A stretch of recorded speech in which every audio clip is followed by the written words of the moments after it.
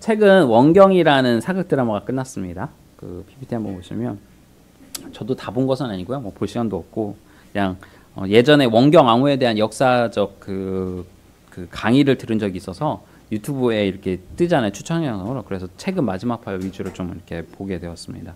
원경 앙호는 누구냐면 이방원 아시죠? 이방원의 이제 아내입니다. 본부인이죠. 이방원이 좀 바람기가 많았는데 첫째 본부인입니다.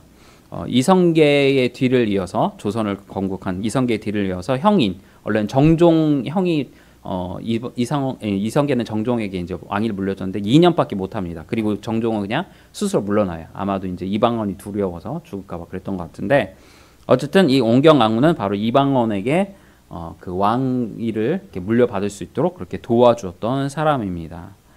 그런데 이방원을 왕으로 만들었지만 원경앙후는 결국 이방원에게 버림을 받게 됩니다. 그리고 그녀의 가족들, 그러니까 외척을 배척해야 된다는 명목 아래 이방원에 의해서 자신의 동생들과 아버지까지 많이 숙청을 당하고 죽게 되는 안타까운 상황을 듣게 됩니다. 그럼에도 원경왕후는 굴복하지 않고요. 그의 아들, 셋째 아들 이제 충녕대군인데 그를 이방원에 이어서 왕으로 세웁니다. 바로 그가 누구냐? 세종대왕입니다. 그러니까 원경왕후는 그의 아들을 대왕으로 든든히 조선을 세울 수 있도록 왕으로 세운 역할을 하게 됩니다. 오늘 이제 말씀의 제목이요. 굴복하지 않는 힘인데요. 제목만 보면 이 원경왕후처럼 어떤 강압적인 어려움에 의해서 힘에도 굴복하지 않고 좌절하지 않는 모습을 살필 것처럼 오늘 예측이 되는데 원경왕후처럼 자신의 길을 굳건히 걷는 모습을 오늘 말씀에서도 살피겠구나라고 생각이 할 수도 있지만 그 같은 측면보다는 굴복하지 않는 힘이라는 제목 앞에 죄라는 단어를 하나 넣으려고 해요. 뭐냐? 죄에 굴복하지 않는 힘을 오늘 살피려고 하는 겁니다. 그래서 우리가 오해가 없으면 좋겠다라는 측면에서 이제 말씀을 드립니다. 우리들은 사도행전을 살피면서 이 힘에 대한 시리즈를 살피고 있어요. 아시는지 모르겠지만 제목을 계속 힘, 뭐뭐하지 않는 힘, 뭐뭐하는 힘 막 그렇게 제가 말씀을 드리고 있어요. 지난주에는 격려하는 힘에 대해서 살폈어요. 지난주 말씀처럼 저에게 많은 격려가 지금 필요한 상황이에요. 성도님들이 이게 서로 짰는 건 아닌데 다 아프셔서 막 나가시고 오늘 어디 가시고 뭐 장로님도 원래 금요일에 들어오시고 했는데 못 들어오시고 여러 가지 상황들이 계속 겹치더라고요. 그래서 여러 가지 상황으로 인해서 검사님도 두 분은 또 갑자기 허리가 아프셔갖고 막 오늘 못 오시고 마음은 정말 오고 싶어 하시는데 그런 상황들 성도님들이 오고 싶어 하는데 못 오는 그런 상황들이 겹치면서 격려하는 힘이 많이 필요하겠구나라는 생각을 또 하게 됩니다. 그리고 또 그 다음에 저희들이 살폈던 거는 꺾이지 않는 힘, 뭐 휘둘리지 않는 힘에 대해서 말씀을 통해서 우리가 교훈을 살펴봤습니다. 그래서 당분간은 이 힘 시리즈 설교를 계속 하고 있다라고 보시면 되겠어요. 그래서 오늘 말씀을 정결하게 하는 힘으로 제목을 지을까 하다가 굴복하지 않는 힘이라는 제목을 짓는 것이 다음 주에 있을 말씀하고 함께 연동이 되겠다라는 생각에서 그렇게 했습니다. 그런데 왜 이렇게 지었느냐? 그 이유가 있어요. 우리들은 꺾이지 않는 힘이라는 제목으로 말씀을 들었어요. 그때의 말씀이 무슨 내용이었습니까?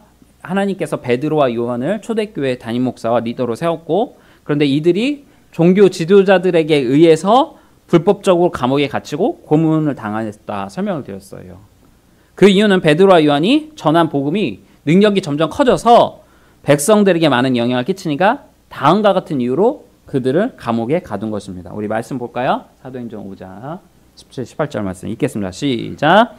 대제사장들과 그와 함께 있는 사람 즉 사두개인의 당파가 다 마음에 시기가 가득하여 일어나서 사도들을 잡아다가 옥에 가두었더니 이런 이유입니다. 무엇이에요? 그냥 마음에 시기가 생겼습니다. 자신들 다 말씀도 더 전하고 그들의 말씀을 전했던 백성들이 놀랍게 변화되고 또한 많은 기적과 이적을 베풀어서 아픈 사람들이 막 살아나고 그 병들이 치료받는 것을 보고서 그들의 마음에 시기가 가득하여 사도들을 가둬버린 것입니다. 교회는 더욱 믿는 자의 수가 늘어나게 되었습니다. 그래서 꺾이지 않는 힘이라는 제목으로 말씀을 전했어요. 그런데 오늘 말씀은 이와 같은 핍박의 내용이 아닙니다. 다른 이유로 교회가 어려움을 겪게 됩니다. 어떤 이유로 교회가 어려움을 겪게 되는지 한번 살펴보겠습니다. 그 배경을 먼저 살펴볼게요. 우리 지난주 말씀 결론부터 한번 볼게요. 우리 34절, 37절 읽겠습니다. 시작! 그 중에 가난한 사람이 없으니 이는 밭과 집 있는 자는 팔아 그 판 것의 값을 가져다가 사도들의 발 앞에 두매 그들이 각 사람의 필요를 따라 나누어 줌이라. 그부로에서 난 네이족 사람이 있으니 이름은 요셉이라. 사도들이 일컬어 바나바 번역하면 위로의 아들이라 하니 그가 밭이 있음에 팔아 그 값을 가지고 사도들의 발 앞에 두니라. 아멘. 교회의 핍박으로 힘든 상황이 왔지만 지난주에 살핀 것처럼 기도와 말씀과 사랑으로 서로를 격려하면서 교회가 든든히 세워져 가고 있었습니다. 무너지지 않고 성장할 수 있었습니다. 그리고 그 결과가 무엇이에요? 성경에서는 두 가지로 오늘 말씀에서 설명하는데 그 중에 첫 번째가 뭐예요? 가난한 사람이 어떻게 됐다고요? 없다라고 말하고 있습니다. 가난한 사람이 없다. 이 워딩이, 이 단어가 무척 대단한 말입니다. 인류 역사상 가난한 적이, 사실 이 가난이 사라진 적이 없어요. 어떤 공동체에서도. 그런데 유일하게 성경에서는 가난이 없다라고 설명했어요. 자, 이 또 내용을 알기 위해서는 우리 신명기 말씀을 봐야 돼요. 신명기 우리 15장 4절 8절. 제가 이렇게 우리 성경을 계속 읽는 이유는 졸지 마시라고, 그리고 또 말씀을 읽어야지 그것이 우리 믿음의 성장이 되니까. 자, 읽겠습니다. 시작. 내가 만일 내 하나님 여호와의 말씀을 듣고 내가 오늘 내게 내리는 그 명령을 다 지켜 행하며 내 하나님 여호와께서 내게 기업으로 주신 땅에서 내가 반드시 복을 받으리니 너희 중에 가난한 자가 없으리라. 내 하나님 여호와께서 내게 허락하신 대로 내게 복을 주시리니 내가 여러 나라에 구워 줄지라도 너는 꾸지 아니하겠고 내가 여러 나라를 통치할지라도 너는 통치를 당하지 아니하리라. 내 하나님 여호와께서 내게 주신 땅 어느 성읍에서든지 가난한 형제가 너와 함께 거주하거든 그 가난한 형제에게 내 마음을 완악하게 하지 말며 내 손을 움켜주지 말고 반드시 내 손을 그에게 펴서 그에게 필요한 것을 넉넉히 구워주라. 아멘. 하나님은 신명기에서 말씀하셨어요. 뭐라고 말씀하셨냐? 그들이 애굽에서 종로를 타면서 이제 거기에서 탈출하고 이제는 나라를 세울 때 이 말씀하셨어요. 뭐냐? 너희 중에서 가난한 자가 있을 것이야. 항상 있을 것인데 그 가난한 자를 어떻게 해요? 내 말을 잘 지켜서 그들을 도와주어라 라는 것입니다. 말씀을 지켜 행하면 가난한 자가 없게 된다. 그런데 이스라엘 백성들은 어떻게 했을까요? 그 말씀을 좀 전에 지키지 않았어요. 욕심을 부리고 말씀대로 온전히 순종하지 않으니까 인류 역사상 그 이스라엘 백성 가운데서도 하나님의 복을 주심에도 불구하고 가난한 자가 늘상 있었다는 것이죠.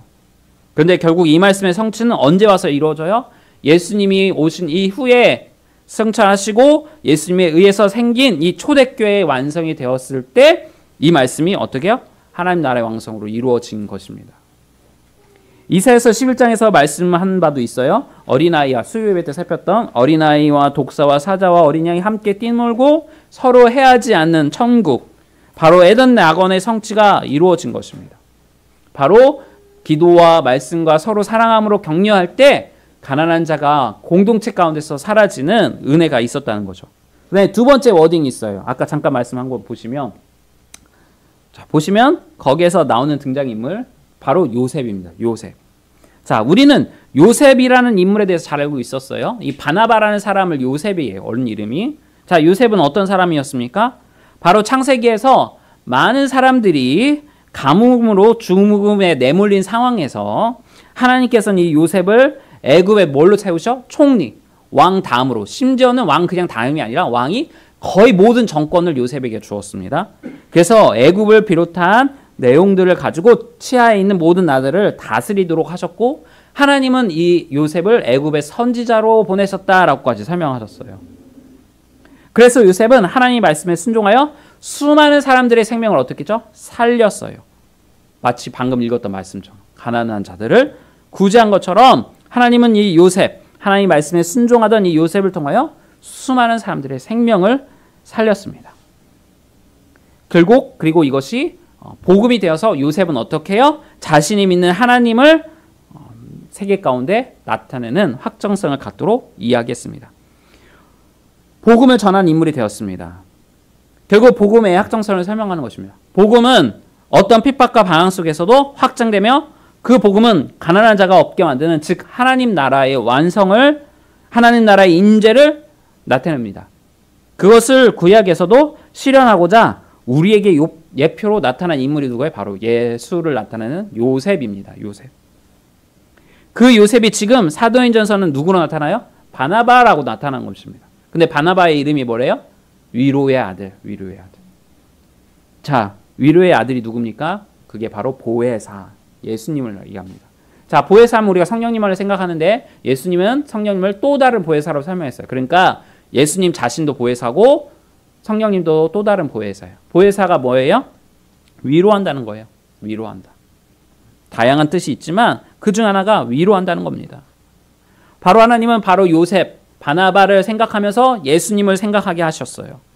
그리고 교회가 위로를 통해서 완전해졌다, 참된 교회가 됐다라는 것을 오늘 말씀을 통해서 살폈습니다.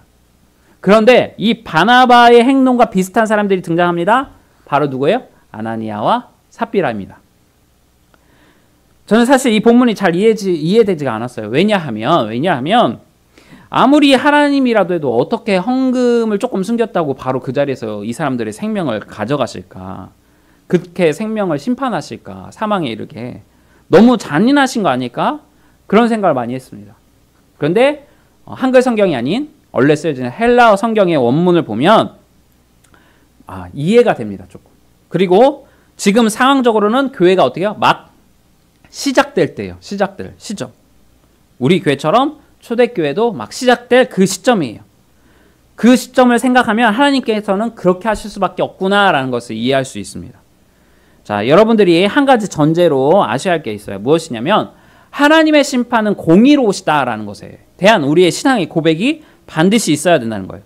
하나님의 심판은 선하시다. 우리 인간의 생각으로는 그것이 이해가 안 되지만 하나님은 복합적으로 우리가 알지 못한 모든 상황까지 다 아시고 그들의 중심까지 아시기 때문에 그 모든 것을 복합적으로 판단하셔서 심판하신다는 거예요. 최근에 이제 어느 재판관이 재판을 했는데 한참 말이 문제가 되고 있는데 무엇이냐? 이 재판관이 기업 간의 소송을 맡았어요. 소송을. 그리고 그 재판관이 어느 한편의 기업에 손을 들어줬습니다. 근데 여기까지는 문제가 없는데 문제가 뭐냐? 다음이 문제예요. 나중에 알고 봤더니 이 재판관이 그 내용들을 알고 주식을 구매를 한 거예요. 엄청난 양으로. 그래서 그 금액이 몇백억이 됐다고 하더라고요. 100억 구입했습니다. 우리나라 사람입니다. 그 결과 상당한 수익을 낸 것으로 알려졌습니다. 이런 판결이 대한민국에서 수차례 나타나고 있다는 것이에요. 그런 문제가 많이 되겠죠. 하나님은 불의한 재판장일까요? 오늘 하나님께서는 재판장으로서 아나니아와 삽비라 사건에서 이 부부를 피해를 보게 만든 것일까요? 그렇지 않음을 우리는 확신해야 한다는 거죠. 어떻게요? 바로 예수 그리스도를 당신의 아들을 우리에게 주셨다는 그 보증이라는 것이요. 무슨 말씀이냐? 하나님은 선한 재판장이 되시기 위해 자신이 선하고 공의로움을 증명하시기 위해서 우리를 위해 누구예요? 자신의 독생자를 십자가에 죽이신 분이세요. 보증이 된단 말이에요. 우리 하나님은 자신의 선함을 드러내기 위해서 자신의 아들의 이름의 명예를 걸고 나는 공의롭게 재판을 하겠다라고 선포하신 분이라는 것입니다. 그렇다면 우리는 하나님의 재판이 선하시다면 분명히 아나니아와 삽비라는 죽을 죄를 졌구나라는 것을 알아야 한다는 것이죠. 그리고 나서 이들의 죄가 막 시작된 초대교회에 어떤 영향을 끼쳤기에 이렇게 심판을 하셨는지 확인해야 된다는 것입니다. 그래서 지금부터 그 내용을 살펴보겠습니다. 우선 성경 5장에서 보면 아나니아와 삽비라 사건이 있기 전에 우리들이 살펴본 요셉 이야기를 기록합니다. 이 바나바는 위로의 아들이라는 사실을 이야기했고 모습을 초대교회에서 어떻게 해요?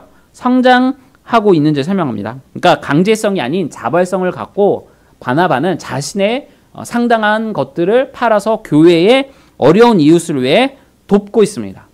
그 모습을 아나니아와 삽비라가 본 거예요. 그리고 그 바나바가 교회 사람들도 이렇게 친송하는 걸 보고서 아나니아와 삽비라도 어떻게 해요? 자신들의 소유를 팔아 그 값을 교회에 헌금을 줬습니다. 이 모습을 볼 때 아나니아 삽비라도 훌륭하다. 그렇게 안 하는 것보다 낫잖아요. 할 수 있습니다. 그런데 이들의 마음에 하나님의 작정한 것보다, 그러니까 하나님께 이렇게 하겠습니다. 또는 교회 공예 앞에 성도들에게 제가 이만큼을 헌금하겠습니다. 이 헌금을 갖고 가난한 사람들 도와주세요. 라고 그렇게 이야기를 해놓고서 어떻게 해요? 거짓말하는 겁니다. 숨긴 겁니다. 숨긴 거예요. 얼마를 숨기고 일부를 헌금으로 드렸습니다. 정확히 얼마를 숨기고 얼마를 드렸는지 알 수는 없지만 이제 원어에서 보면 원어에서 이렇게 설명하고 있어요. 메르스티라는 단어가 있어요. 메르스티. 이게 무슨 말이냐면 메르스는 부분이라는 뜻이에요. 그러니까 다 판 거에 전부에서 일부를 드렸다는 게 아니라 판 거에 일부에서 일부를 드렸다는 거예요. 이해가 되시나요? 자신도 바나바처럼 제가 어느 땅이 있는데 그걸 다 팔아서 헌금하겠습니다 라고 성도들한테 막 이야기하면서 아 그러냐고 훌륭하다고 칭송을 받고 실제적인 것은 다 판 거에서 일부가 아니라 판 거에서 일부의 일부를 드린 것이죠. 그러니까 성도들과 사람들 앞에 거짓말을 한 것입니다. 그러면서 이렇게 의주를 했던 것이죠. 그러니까 전체 일부가 아니라 부분의 일부이니 적은 양으로 해석하게 되는 겁니다. 다시 말해 자신은 적게 헌금을 드리고 내가 엄청 헌금을 많이 한 것처럼 나도 사람들 앞에 바나바처럼 그렇게 칭송을 받고자 그렇게 보이고자 거짓말로 헌금을 많이 한 것처럼 행동한 것입니다. 따라서 그들의 의도는 바나바처럼 교회의 칭찬을 받고자 하거나 또는 자신들의 외식함을 드러내려고 그렇게 자랑하려고 과시하려고 의도를 갖고 했다는 것이죠. 그것이 사람에게는 사실 숨겨질 수밖에 없을 수도 있습니다. 그런데 하나님 그것을 다 아시는 거죠. 그리고 그것을 아마도 베드로에게 이미 언지를 해주신 것 같습니다. 그럼에도 불구하고 하나님의 심판이 역시 가할 수 있습니다. 그래서 두 번째 내용을 보려고 합니다. 우리 3절 말씀 같이 읽어보겠습니다. 3절 같이 읽을까요? 시작! 베드로가 이르되 아나니아야 어찌하여 사탄이 내 마음에 가득하여 성령을 속이고 땅값 얼마를 값주었느냐. 자, 말씀을 보시면 마음에 가득하여 라는 단어가 있어요. 이 가득하여. 이 말씀이 뭐냐? 우리들이 계속 살피고 있는 이 힘 시리즈에서 자주 등장하는 단어가 있어요. 자, 사도들과 초대교회 성도들이 여러 가지 어려운 상황이 생길 때 그것을 이겨나갈 수 있던 원동력의 힘이 있었습니다. 그것이 무엇이었죠? 자, 우리 말씀 잠깐 보시면 바로 뭐라고 설명하고 있습니까? 성령 충만이에요. 성령 충만. 다이너마이트 설명드렸죠? 다이너마이트. 그렇습니다. 초대교회 성도들이 어렵고 힘든 상황일 때마다 성령 충만하여서 그 어려움들을 성령 하나님의 도우심을 받아서 이겨나갔다는 것입니다. 이때 이 충만함이란 단어가 가득하여라는 단어와 동일 단어예요. 동일 단어. 그러니까 무슨 말이에요? 지금 아나니아와 삽비라는 다른 성도들처럼 성령이 충만한 게 아니라 무엇이 충만하다는 거예요? 사탄이. 다시 한번 보여주세요. 전에 거. 아니, 네. 뭐라요? 사탄이 내 마음에 가득하다. 다시 말하면 사탄이 충만하구나. 사탄이 충만하구나. 이들은 성령 충만한 사람들이 아니라 사탄이 충만한 사람들이었습니다. 그러니까 이들은 교회는 나오지만 그리스도인들이 아니라는 것이죠. 겉은 그리스도인 모습을 했지만 교회를 어지럽히는 자들이었습니다. 누구처럼요? 신천지처럼요. 신천지처럼. 제가 아는 사람 중에서 신천지 중에서 10년을 장로와 권사로서 속이신 분들을 알고 있어요. 10년 동안 교회에서 장로님과 권사님으로 신천지 활동을 한 겁니다. 교회가 힘든 상황이 있을 때 앞장서서요. 교회를 신천지한테 넘겨주려고 하다가 걸렸습니다. 지금 초대교회는 종교 지도자들의 핍박을 받았지만 서로 기도하고 격려하고 사랑으로서 말씀으로 굳건히 세워주면서 힘을 내고 있습니다. 그런데 사단 마귀가요. 힘으로 핍박으로 윽박질러도 이 성도들이 신앙과 믿음을 끝까지 지키니까 어떻게 해요? 죄를 교회 안에 심는 겁니다. 이단의 세력을 교회 안에 심는 거예요. 신천지를 교회 안에 심듯이 아나니아와 삽비라를 초대교회 안에 심은 겁니다. 이에 베드로가 무엇이라고 말하는지 보실래요? 우리 4절 말씀 볼까요? 4절 말씀 읽겠습니다. 시작! 땅이 그대로 있을 때에는 내 땅이 아니며 판 후에도 내 마음대로 할 수가 없더냐. 어찌하여 이 일을 내 마음에 두었느냐. 사람에게 거짓말을 한 게 아니요 하나님께로다. 무엇이라고 지금 말해요? 사람에게 한 게 아니라 하나님 앞에서 하나님을 거짓말했다. 그런데 이것이 단순한 거짓말이 아니에요. 자, 이 거짓말에 대한 본질을 우리가 봐야 되는데 우리는 사실 볼 수가 없어요. 왜냐? 아나니아가 어떤 마음을 갖고 거짓말했는지 우리는 알 수가 없잖아요. 사람 마음을 모르잖아요. 이 아나니아 삽비라의 본심, 즉 사단의 그 전략을 우리는 파악할 수가 없단 말이죠. 왜요? 영적인 것이기 때문에. 우리는 귀신도 볼 수 없고 마귀가 어떤 것을 갖고 우리 교회를 공격할지 우리는 파악할 수 없잖아요. 근데 하나님은 아나니아 삽비라를 아시고 심판하셨잖아요. 그렇다면 그 내용을 베드로에게 알려주셨겠죠. 자, 그러면 더 자세하게 알려면 먼저 예수님께서 미리 이런 내용들에 대해서 알려주셨는데 우리 요한복음 8장 44절 말씀 볼까요? 같이 읽겠습니다. 시작. 너희는 너희 아비 마귀에게서 났으니 너희 아비의 욕심대로 너희도 행하고자 하느니라. 그는 처음부터 살인한 자요. 그가 그 속에 없으므로 진리에 서지 못하고 거짓을 말할 때마다 제 것으로 말하나니 이는 그가 거짓말쟁이요 거짓의 아비가 되었음이라. 네. 자, 예수님이 이 마귀 귀신의 역할에 대해서 정의하는데요. 이 마귀는 귀신은 욕심을 우리에게 심긴대요. 욕심을. 그래서 말씀이 아닌 자신의 욕심대로 정욕대로 어떻게 해요? 교회에서 행동하게 한다는 겁니다. 교회에서 행동하게. 내가 성령이 충만하지 않은 상태에서 중직자가 되면 어떻게 해요? 교회를 자신의 욕심대로 휘어젓는 거예요. 목회자도 마찬가지고. 그리고 마귀는 처음부터 뭐래요? 살인자라고 합니다. 살인자는 뭡니까? 서로를 죽이는 겁니다. 말로 죽이고 싸우게 하고 분란을 일으키게 만듭니다. 그리고 더불어 그 속에 뭐가 없답니까? 진리가 없대요. 진리. 사단 마귀는 마귀로 가득한 자는 속에 진리가 없어요. 그 말은 무슨 말이죠? 예수님은 자신이 곧 진리라고 말씀하셨어요. 그러니까 진리가 없다는 말은 그 속에 누가 없다는 말입니까? 예수님이 있지 않다는 겁니다. 더불어 무엇이래요? 거짓의 아비라고 표현합니다. 근데 거짓을 말할 때 무엇부터 이 거짓말을 말한다고 합니까? 마귀 자신으로부터. 그러니까 이 거짓말은 모든 것은 마귀로부터 나온다는 말입니다. 제 것으로 거짓말한대요. 이 말은 모든 것이 자기로부터 나왔기 때문에 마귀로부터 나온 것을 말하기 때문에 성령이 아닌 말씀이 아닌 거짓된 모든 것이 바로 마귀의 역할이다라는 것이죠. 그렇게 마귀로 충만한 사람이 누구라는 거예요 지금? 아나니아와 삽비라. 예를 들어 볼게요. 마귀는 최초의 사람 아담과 하와가 있었습니다. 에덴 동산이 있었어요. 하나님 말씀은 분명히 선악과를 먹지 않게 하셨어요. 근데 사단 마귀가 와서 어떻게 해요? 거짓말로 유혹해서 최초의 교회인 에덴 동산을 무너뜨렸어요. 또 이스라엘 백성들이 가나안 땅을 이제 점령해서 그들을 심판의 도구로 하나님께서 사용하셔서 가나안 땅에 죄악된 그들을 심판하세요. 그리고 그 첫 번째 전투가 바로 여리고 전투였어요. 그런데 이 여리고 전투 때 하나님 명령하신 게 있어요. 뭐냐? 여리고 전투를 통해서 나오는 모든 노획물들은 인간 너희들이 절대로 가지면 안 된다. 공동체로 돌려라. 교회에 헌금해서 이스라엘 공동체로 하여금 쓸 재정으로 써라. 마음의 욕심을 갖고 혹여라도 그것을 훔치면 안 된다. 그러니까 쉽게 말하면 교회 돈 훔치지 말라. 공금아지를 훔치지 말라라고 이야기했음에도 불구하고 누가요? 아간이라는 사람이 마음에 어떻게 해요? 욕심. 아까 마귀는 욕심을 심긴다고 했잖아요.